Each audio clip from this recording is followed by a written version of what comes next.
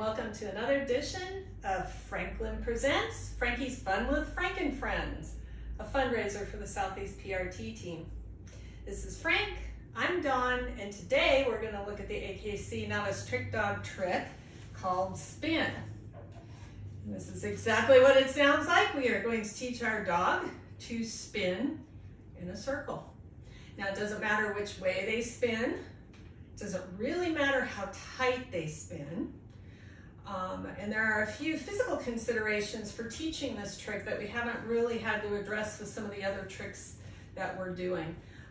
First of all, to do a tight spin, if we're asking our dogs to do a tight spin, that is going to require that the dog's midsection be fairly limber. Okay, the dog needs to be able to turn, and some dogs are not limber. Okay, so if your dog, as you're teaching this trick, if your dog seems to struggle, maybe going one direction versus another, or just seems to struggle to make a very small circle, that's okay. It doesn't have to be super small. Okay. Chances are they need to stretch out. It's also one that I don't do a lot of. I will do 5 repetitions, and that's pretty much a day when I first start this.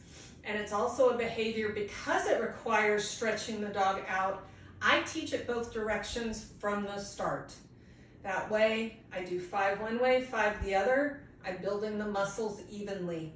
Anytime you do a behavior that requires some directionality in your dog's movement, it's always a good idea to think about training that same behavior going the opposite way, even if you don't need it for what you're doing competitively. It just keeps the body balanced.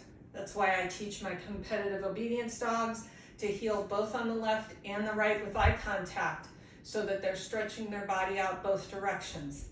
Because over time, you can build up uneven musculature, and also one side will be more tight than the other. So I want my dogs to be nice and balanced. So this is one of them that I teach as just a fun trick. It's a great way to set up. It's a fun time killer in the confirmation ring. While the judge's eyes are elsewhere, you can have your dog spin, twist, just have them do something so they're not standing there either being bored or going, I see you, to the other dog in line. You can have them do this trick. So, very simple to teach. If you taught the touch that we talked about in a previous tutorial, your dog already knows how to interact, good boy, good touch, with whatever arm lengthener you're using. Again, I normally would teach this on the ground, but I'm doing it up here on the grooming table to make it easier to video. And if you're on the ground with your dog when you do this, if you hold this spoon down, or the paint stick, or you can buy telescoping target balls that go really long, you can get this right in front of the dog's nose without you having to bend over in a weird posture that may be uncomfortable to you, and that also may be a little threatening to your dog. So you can certainly teach it on the ground, or you can teach it up, and then once the dog is comfortable with it, you can put it on the ground. Okay. So if your dog knows how to do a touch to an object already, an arm extender already, you can simply use this arm extender to lure your dog around. Hey, Frankie.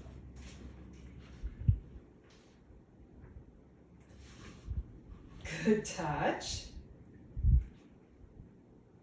Well, that's very sad, Frank. What's the matter? Good touch. That'll do. I honestly have no idea what happened right there. Something went wrong. I wasn't clear in my expectations for Frank. And that will happen during your training sessions. That's okay. Notice I gave him a little bit of time to think through it. I wasn't nagging at him. I wasn't telling him spin, spin, spin when he doesn't know what that is. I just gave him a little time to think about it, but I usually don't give my guys much more than about 10 seconds to figure it out. I'm thinking the problem is my treats are too good. He's distracted by those. He was wanting to see the treats instead of paying attention to what I was asking him to do, and that may happen as well. There is such a thing as a too good of a treat. When that happens, either put the treats away somewhere where they're not going to be distracting, or get a less interesting treat, okay? So I gave him about 10 seconds. I'm not mad at him. It happens, you know, my fault. I set something up bad that he didn't do. I'm going to try him again, and if it doesn't work with this touch stick, I'm going to show you the other way, because it will work because he wants his treats. Hey, buddy. Oh, what is this? Can you follow this? Can you, whoops, can you touch? He's like, nope. Nope, nope, nope, nope, nope. Boop, boop, boop, boop, boop. Now he's staring at the treats off camera. So, again, my bad. This isn't the dog being naughty or trying to irritate me or any of that. It's me being a bad trainer. I put very valuable treats where he could see them. They're all gone now, bud. Yeah. All right, can you do this? Frankie, touch. Get it. Touch. Yes, yes, touch. Yay, good boy. Good job, buddy. And when he did it, I'm going to party like he was just the most brilliant dog and did it the first time, okay? That's how you deal with mistakes. They're going to happen. The dog's not going to be, oh, can't break that one, buddy. The dogs aren't going to be in the mood. Maybe you're not in the mood. Maybe you don't understand exactly how to train the trick. Maybe you just forget how to train the trick, or you think a treat isn't as valuable as the dog thinks it is, or vice versa. That's real life, guys. Move on, okay? These are just tricks. If you can figure out what you did wrong, great. If you can't, then have the dog do something that it knows, and then end the training session, okay? And just say, well, that didn't work. You know, back to the drawing board, call it a day, see if you can figure out what went wrong, and come back to it again. If it keeps going wrong, you don't even have to come back to it for the trick dog. There's no requirement your dog knows how to spin, okay? But if you want to teach it, just come back to it later. It's all good. There's no rule that says you have to do this every day, X number of times a day. But the more often you do it, the quicker your dog will learn the behavior. Now what I learned, A, can't hold the treat here when I'm asking him to follow the touch stick, because he's going to do exactly what he's doing here. He's going to go for the treat. And B, can't set him down where he can see him, because he's nobody's fool. He knows he can smell him and he can see him. Now as soon as I hit him, he was kind of able to get back to work. So I'm going to try one more time with the spoon, see what happens, and then we'll move on to the other method of teaching it. You ready, buddy? All right. Can you get it? Can you touch it? Buddy. And we're getting stuck right here. Come here, touch, touch. Touch, touch, touch. Here you go, buddy. And he's like, nope, nope, nope, nope, no, no, no. That's okay. We have another way to teach this. It's called cookie to the nose. Good boy. And notice he laid down. It's because I'm holding the cookie really low. Good boy. Good boy. Easy peasy, lemon squeezy. There's usually more than one way to teach a behavior. If it doesn't work for your dog, try a different behavior. No big deal. That's why I'm leaving these things in this tutorial, because this is real life and it happens to everybody, no matter what your experience level. Okay, and for Frank, following the treat worked better than following the touch stick. All right, now I'm going to take him back the other way.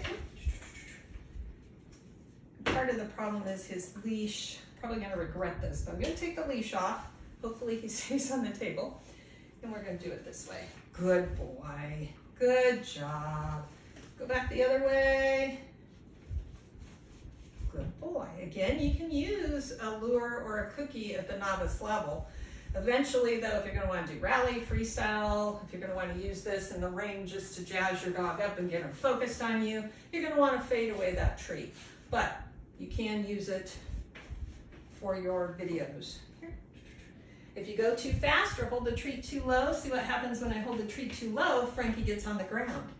So if that's happening, make sure you keep it up and make your circle big enough that the dog has to walk. Good boy.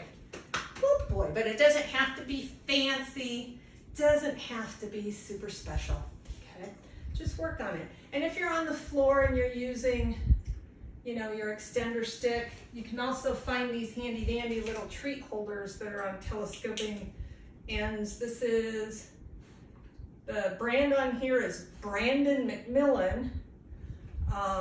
You can put a treat in that, and then that way you don't have to bend down to lure your dog around. You can certainly do that for your videos.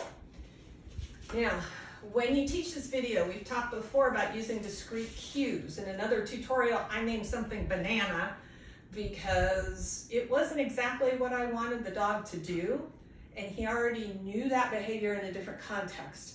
So I didn't want to keep using my cue that works really well outside on the grass. I didn't want to use that in here, so I just made up another cue and I called it banana. When you do spin and twist, these are two different behaviors. One, the dog goes to his left, one, the dog goes to his right. Dogs can and do learn the difference between left and right.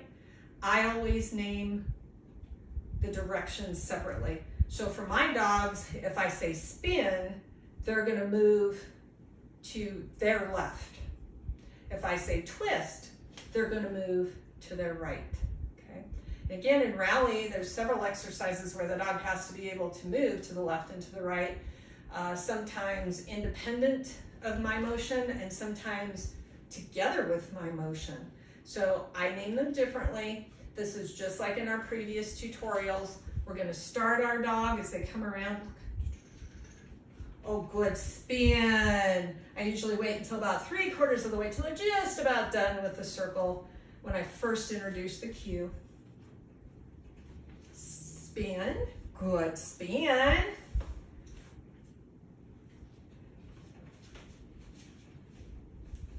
Twist, good twist. And you notice Frankie does not like to turn. He's not as limber turning to his right, so he tends to want to sit down. And that's something that we've been working on to loosen him up. His dominant paw, when he reaches for things and stuff, he's a southpaw. He uses his left paw, and for him turning that direction is much easier. So I need to be more careful with my cookie placement. Good boy, twist. What a good twist. And when I work these, I'll do a set of 5 spins, then I'll go do something else with him, and then I'll do a set of 5 twists. So I don't do them back to back like I'm doing them here in this tutorial. I do them separately so he can really think about the difference between the two. But then eventually you can spin him either way. And then, like with all other tricks, we'll start to say it before we ask for the behavior. We'll start to say our word. And once the dog can do that on cue, when I say spin, they immediately go to the left. When I say twist, they immediately start to the right. When they can do that, then at that point, I start fading away the food. And we're working in sets of 5. We start out getting rid of 1 cookie out of 5 for a session. Do that for 2 or 3 sessions. Then we'll get rid of 2 cookies out of 5, then 3, then 4. As you can tell, Frankie really loves his cookies. So if I were to just say, okay, you know this and you're never getting a cookie again, eventually he might get a little grumpy, okay? But we do need to fade away that cookie to maybe 1 or 2 times randomly. The dog never knows. On average, you know, he's getting a cookie a session. Otherwise, the dog will start to think that that cookie is literally part of your hand, part of the cue. And if the cookie isn't there, he's like, well, I don't know what you're asking me to do. That's how dogs get stuck on cookies. It's not necessarily that they love their cookies so much they'll only do it if you pay them. It's that they really believe that that cookie is part of the cue, part of what tells them what to do. So if we get rid of it once they know this behavior on cue, and we gradually fade it away over maybe a week or 2 to the point where 1 time out of 5 they get a cookie, then the dog is pretty much going to do this behavior whether you have a cookie or not. Okay? And that's all we're required to do for the novice trick dog. You can do it on the floor, you can do it on a table. If you want to work it for rally, when you train it, stand with your dog here on your left side so that they see your body like they're gonna see it in the finished product. You can certainly add that in, but you don't have to, okay? Your dog just needs to spin in a circle. You pick the direction. And that'll get you another trick on your way to your dog's novice trick dog title. And remember, if you have a dog that already has its novice trick dog title, it's ready to do an upper level, we will gladly evaluate those videos as part of our fundraiser. And while we hope to have a lot of PRTs participating and earning their titles, we're open to any dog. We want to see you out there doing something, having some fun, learning about your dog, building a relationship with them. That's what this is really all about, okay? So, with that, we thank you for joining us, and we'll see you next time. Good boy. He's a good boy.